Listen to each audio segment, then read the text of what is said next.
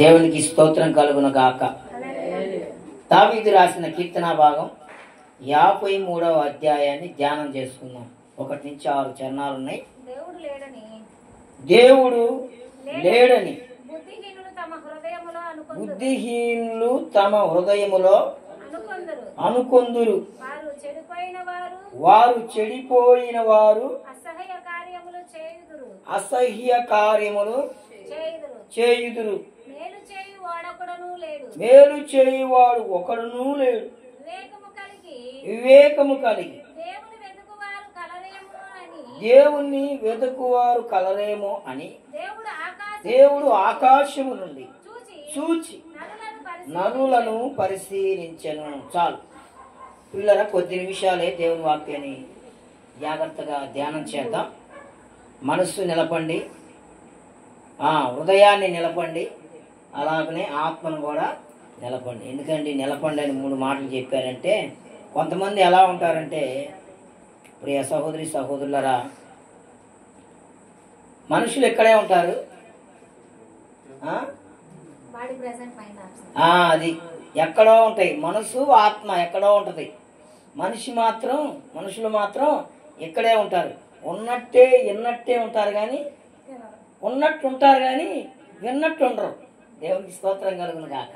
అంటే ఉన్నట్టు ఉంటారు, విన్నట్టే ఉండరు. ఏం చెప్పామన్నమాట? సెకండ్లో చెప్పిన మాట ఏమో. ఒక ఆమె ప్రియులరా కళ్ళు ఆర్పకుండా చూస్తుందంట. మాస్టర్ గారు బాగా వాక్యం వింటుంది కావాలనుకొని ఉత్తేజంగా దేవుని ఆత్మతో నింపబడి బహుబలంగా 1 గంట సేపు చెప్పాడంట వాక్యం. ఎంతసేపు అమ్మా? 1 గంట సేపు చెప్పాడంట వాక్యం. బాగా చెప్తుంది, బాగా వింటున్నారు అనుకోండి.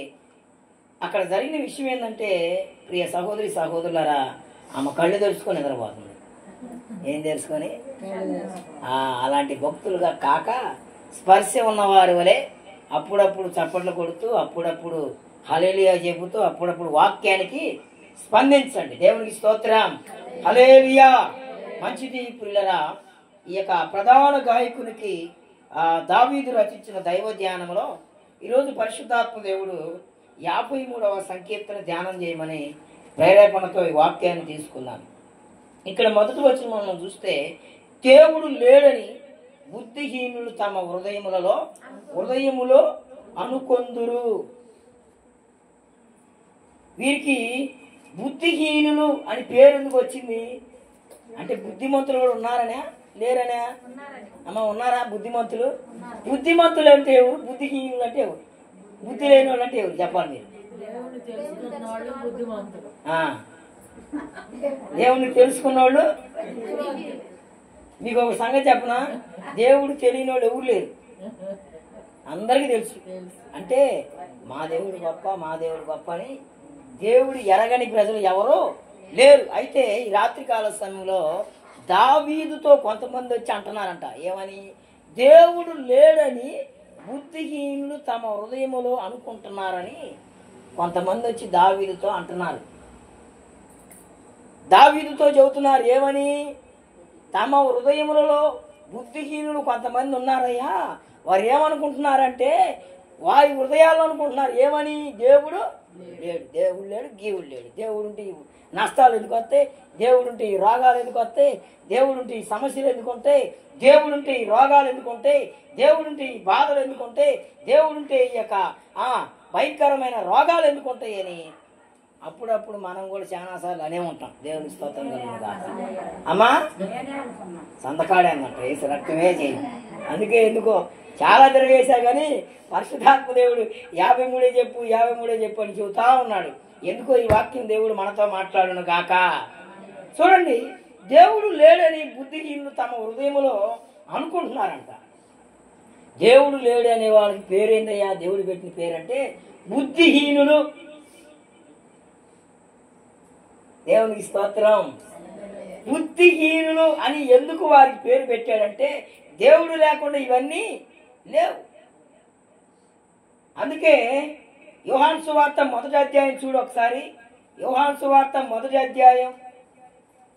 దేవుడు లేకుండా ఏమన్నా కలిగినాయో చూద్దాం. అక్కడ 1వ అధ్యాయం 1వ వచనం చూడండి. ఆదియందు వాక్యం ఉందంట.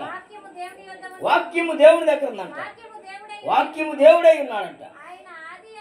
ఆయన ఆది యందు దేవుడి యొద్ద ఉండెను, సమస్తమును చప్పట్లు కొట్టి దేవుని నామమున కనపరుస్తాం. హల్లెలూయా. సమస్తం ఎవరి ద్వారా కలిగినాయి అంట? జాగ్రత్తగా ఈ వాక్యాన్ని నేర్చుకోవాలి, మనం వినాలి. వినుట వల్ల మనకేం కలిగింది? నిద్ర రాదు, విశ్వాసం వచ్చింది. దేవునికి స్తోత్రం కలుగును గాక.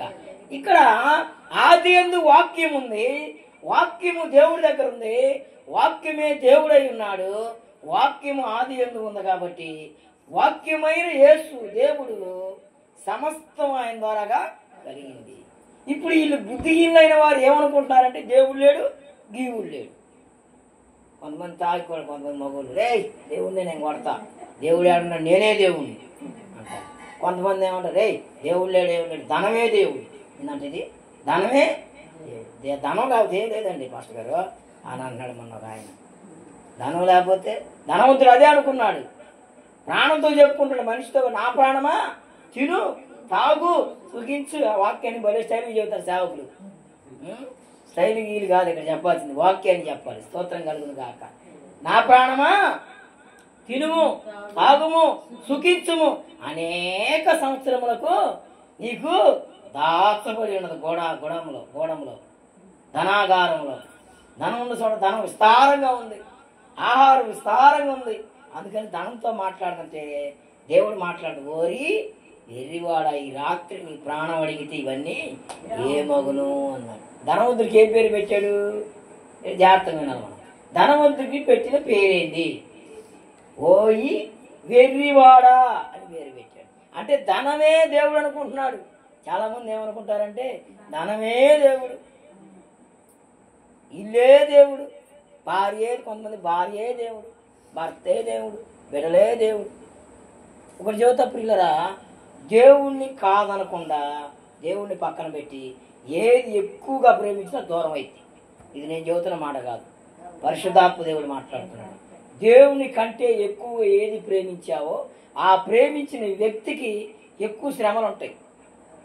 ఆ ప్రేమించిన ఆ వస్తువులకి కష్టాలు వస్తాయి.